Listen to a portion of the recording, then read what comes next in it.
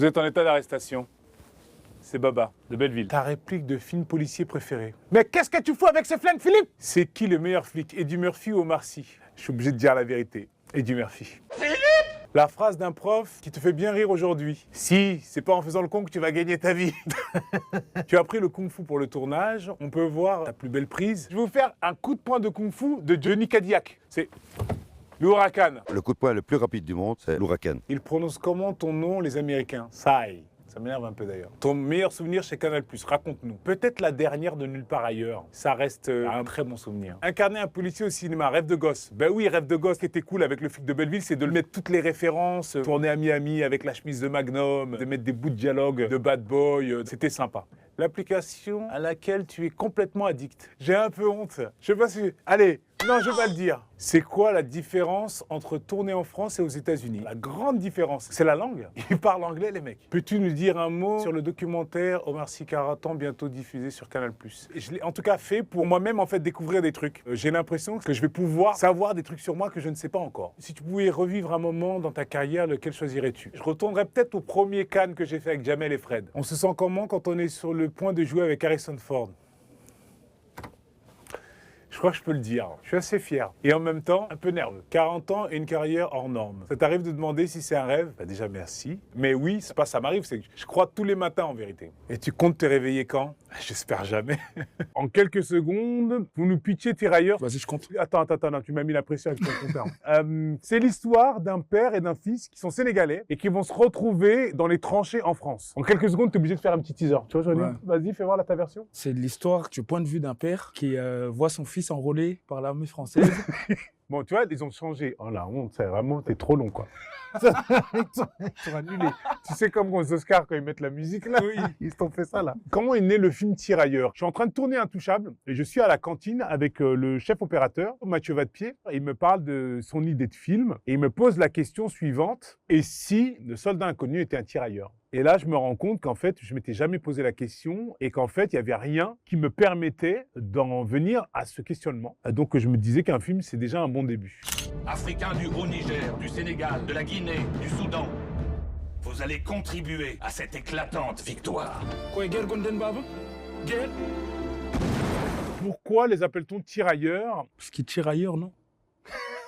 C'est pas un carambar, là. Hein. C'est de l'histoire. Hein. Entre nous, vous avez eu combien en histoire au bac? Je m'en rappelle plus. À mon avis, j'ai pas eu une note de ouf, mais je pense pas que c'était dégueulasse.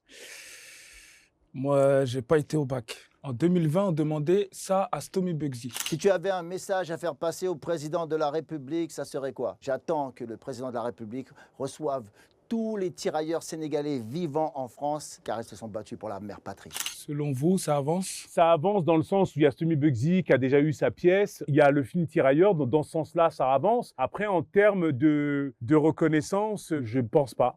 Plus beau cadeau qu'un père puisse faire à son enfant, du temps. Ouais, du temps de qualité. C'est le mec qui essaie de se déculpabiliser en répondant à la question. Non. Du temps de qualité aussi, ça compte. Je suis pas là souvent. Si t'es là.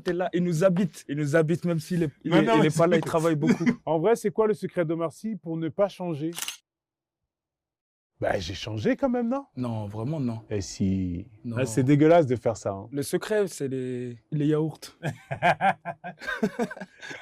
J'aime beaucoup les yaourts, c'est vrai. Selon vous, qui était la personnalité de l'année 2022? C'est Alassane Diong, grande révélation. Non. Bah oui, c'est toi. Non, quelqu'un sérieux? Bah pour moi, c'est toi. Qu'est-ce qu'il y a? Merci. Je le pense en plus. Omar, on t'a récemment vu avec Baz Luhrmann. À quand un rôle dans un de ses films? Très vite, Inch'Allah. Maintenant que la rencontre est faite et que le courant est bien passé, Inch'Allah. J'ai fait toutes les religions en même temps. J'ai croisé les doigts et j'ai dit Inch'Allah. C'est comme ça qu'on fait? En fait, tu croises les doigts comme ça, mais moi, je multiplie par 4. Ouais, et les jambes Tu vois? aussi. Non, juste comme ça, Juste les comme doigts. ça. Parce qu'on dit croise les doigts, on ne dit pas croise les pieds. C'est vrai. I mean, I'm a bit older than you, Omar. Really? Yeah? Tell me about it. You don't want to hear. It's nothing good. Vous nous dites je t'aime en peul. Midi demain. Yidema. Mais après, quand c'est plus à l'être aimé, genre ta chérie, tu dis Medenobima. Je l'ai jamais entendu, je crois. Alors Medenobima, tu l'as entendu, je te le dis. Omar, c'était qui ton idole à 11 ans? C'était en 89. Oh non. Donc, bah oui, c'était Sangoku. Lionel, comment tu te vois dans 10 ans? Astronaute, plongeur, écrivain ou acteur? Je vais laisser à Omar quelques années le temps d'avoir mes diplômes. Et après? Après, je pense que je vais prendre la relève dans acteur. En vrai, Omar Sy, c'est une star au Sénégal. À 50%, ouais. 50%. Tu veux pas dire la vérité, toi, hein? Il me rend ouf, ce petit. Complétez les paroles de cette chanson. Allez. Bah, c'est...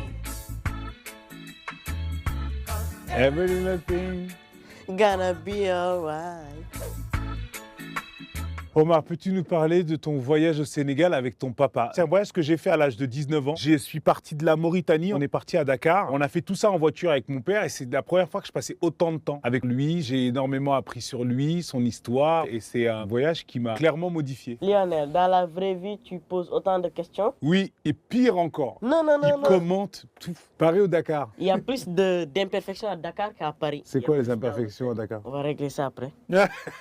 Parce que si je dis une connerie, que mes parents le voient. Tout ce que tu as dit sur moi, tu sais que je vais en parler à ta tante. Hein. Tu vas le payer. Hein. Paris ou Dakar, tu sais ce que je veux dire? Saint-Louis. C'est quoi, Mouti? C'est quelqu'un qui est black comme nous deux, mais au fond, il est tout blanc. Et alors, Omar, en vrai, t'es un bunti? Non, même s'il n'est pas venu au Sénégal pendant 8 ans, il a quand même gardé des racines africaines. Hein? Je pense que je suis pas un Bounty? Non. Je suis d'accord avec toi. Sauf si tu m'énerves, peut-être. Lionel et Omar, qui sent bien, ça donne quoi? Montrez-nous.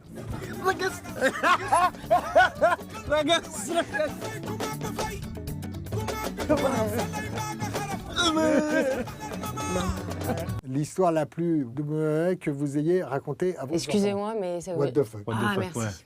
Je suis un peu has-been. Tu savais où était le bug déjà? Ouais, j'ai vu que c'était ça. Ouais. Elle a dû dire, c'est quoi? C'est un truc de championnat de boxe? Quoi? Je comprends rien du tout. Laisse tomber. Vous nous chantez le générique des dessins animés de votre enfance? Capitaine Flamme, tu n'es pas... Ouais, moi, j'avais 20 ans, là. Ah oui? Ah merde! Lui, il a commencé à travailler, je rentre au collège. Hein. Sérieux?